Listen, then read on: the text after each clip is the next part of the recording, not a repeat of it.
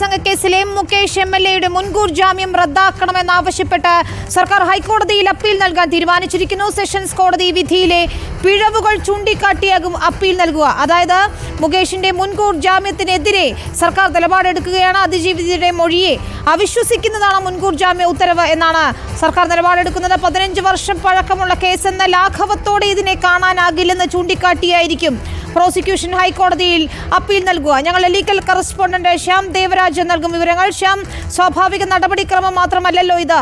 മുകേഷ് എംഎൽഎക്കെതിരെ നിലപാടെടുക്കുന്നു സർക്കാർ. ഇതിൽ അതിജീവിതയെ അവിശ്വസിക്കുന്ന നിലപാടെടുക്കരുത് എന്നുകൂടിയാണ് സർക്കാർ വ്യക്തമാക്കുന്നത്. എപ്പോഴായിരിക്കും അപ്പീൽ നൽകുക? എന്താണ് വിവരങ്ങൾ? വിനിത വേണു, അപ്പീൽ ഈ ആഴ്ച തന്നെ prosecution director general of prosecution ഹൈക്കോടതിയിൽ നൽകും. വിചാരണ കോടതിയുടെ എറണാകുളം പ്രിൻസിപ്പൽ സെഷൻസ് കോടതിയുടെ ഉത്തരവ് ചോദ്യം ചെയ്താണ് ഈ അപ്പീൽ നൽകുക. ബലാത്സംഗ കേസിൽ മരട് പോലീസ് രജിസ്റ്റർ ചെയ്ത കേസിൽ പ്രതിയാണ് എം മുകേഷ്. നടനും എംഎൽഎയും കൂടിയാണ് എം മുകേഷ്. എം മുകേഷിന്റെ മുൻകൂർ ജാമ്യം റദ്ദാക്കണമെന്നതാണ് ഈ അപ്പീലിലെ ആവശ്യം. അപ്പീലിൽ സർക്കാർ പറയാൻ ഉദ്ദേശിക്കുന്ന ഏറ്റവും പ്രധാനപ്പെട്ട കാര്യങ്ങൾ ഇതാണ്. സെഷൻസ് കോടതിയുടെ വിധിയിൽ പിഴവുണ്ട് എന്നതാണ് ഏറ്റവും പ്രധാനമായും ചൂണ്ടിക്കാട്ടുക. ഒപ്പം അതിജീവിതയുടെ മൊഴിയെ അവിശ്വസിക്കുന്നതാണ് മുൻകൂർ ജാമ്യാപേക്ഷയിലെ മുകേഷിന് അനുകൂലമായി മുൻകൂർ ജാമ്യം നൽകിയ ഉത്തരവ് എന്ന കാര്യവും കൂടി അന്വേഷണ സംഘം പറയുന്നു, അല്ലെങ്കിൽ പ്രോസിക്യൂഷൻ പറയുന്നു. പ്രോസിക്യൂഷന്റെ വിലയിരുത്തൽ അങ്ങനെയാണ്. മാത്രമല്ല, ഇത് 15 വർഷം 2009 സംഭവിച്ച കാര്യമാണ്. അതുകൊണ്ട് തന്നെ ശാസ്ത്രീയമായ തെളിവുകളടക്കം ഇല്ല. എന്നാൽ ഇതൊരു 15 വർഷം പഴക്കമുള്ള കേസാണ്. അതുകൊണ്ട് ആ ഒരു ലാഘവത്തിൽ ജാമ്യം നൽകാം എന്ന അത്തരമൊരു ലാഘവത്വം ഇതിന് നൽകരുത്. അങ്ങനെ ഒരു ലാഘവത്തോടെ ഈ കേസിനെ കാണാനാവില്ല എന്ന കാര്യവും കൂടി പ്രോസിക്യൂഷൻ നിലപാടെടുക്കുന്നുണ്ട്. വിശദമായ മുൻകൂർ ജാമ്യ ഉത്തരവ് ഒരു പരിധി വിട്ട ഉത്തരവാണ് എന്ന കാര്യവും കൂടി പ്രോസിക്യൂഷൻ ഇതിനകം വിലയിരുത്തിയിട്ടുണ്ട്. കാരണം അങ്ങനെ വിലയിരുത്താനുള്ള ഒരു കാരണം ഇതൊരു പരിധി വിട്ട, അതായത് 19 പേജുള്ള സുദീർഘമായ ഒരു ഉത്തരവാണ് മുൻകൂർ ജാമ്യാപേക്ഷയിൽ എം മുകേഷിന്റെ മുൻകൂർ ജാമ്യാപേക്ഷയിൽ പുറത്തു വന്നത്. മുകേഷിന് മുൻകൂർ ജാമ്യം നൽകുന്നതിലൂടെ പുറത്തു വന്നത്. അതിൽ ഈ കേസിലെ വസ്തുതകൾ ഇത്ര വിശദമായി ചർച്ച ചെയ്യേണ്ടിയിരുന്നില്ല എന്നതാണ് എം മുകേഷ് ഈ പ്രോസിക്യൂഷൻ ഈ അപ്പീലിൽ ഉന്നയിക്കുന്ന ഏറ്റവും സുപ്രധാനമായ വിമർശനവും.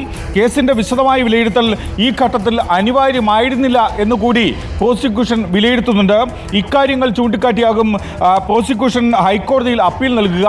പ്രത്യേക അന്വേഷണ സംഘത്തിന്റെ തലവൻ സ്പർജൻ കുമാർ അല്പസമയം മുമ്പാണ്, അല്ലെങ്കിൽ കുറച്ച് സമയം മുമ്പാണ് ഇത് സംബന്ധിച്ച കത്ത് ഡയറക്ടർ ജനറൽ ഓഫ് പ്രോസിക്യൂഷന് നൽകിയത്.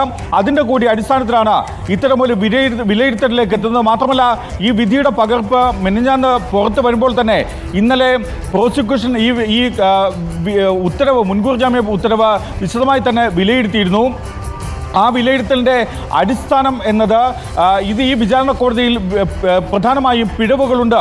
അതുകൊണ്ട് തന്നെ മുൻകൂർ ജാമ്യം നൽകിയ ഉത്തരവിനെതിരെ അപ്പീൽ നൽകണം എന്ന ഒരു നിലപാട് കൂടിയാണ് സ്വീകരിക്കുകയും ചെയ്യുന്നത്. എന്തായാലും മുൻകൂർ ജാമ്യാപേക്ഷ എം മുകേഷിന്റെ മുൻകൂർ ജാമ്യം റദ്ദാക്കണമെന്നാവശ്യപ്പെട്ട സർക്കാർ അന്വേഷണ സംഘം പ്രോസിക്യൂഷൻ ഹൈക്കോടതിയിൽ അടുത്ത ദിവസം അപ്പീൽ നൽകും. ശരി, അത് തന്നെയാണ് ഏറ്റവും പ്രധാനപ്പെട്ട വാർത്തയാണ്. ബലാത്സംഗ കേസിലെ എം മുകേഷ് എംഎൽഎയുടെ മുൻകൂർ ജാമ്യം റദ്ദാക്കണമെന്ന് സർക്കാർ നിലപാടെടുക്കുന്നു. ഇക്കാര്യം ചൂണ്ടിക്കാണിച്ച് ഹൈക്കോടതിയിൽ അപ്പീൽ നൽകും. സെഷൻസ് കോടതി വിധിയിലെ പിഴവുകൾ ചൂണ്ടിക്കാട്ടിയാകും അപ്പീൽ നൽകുക.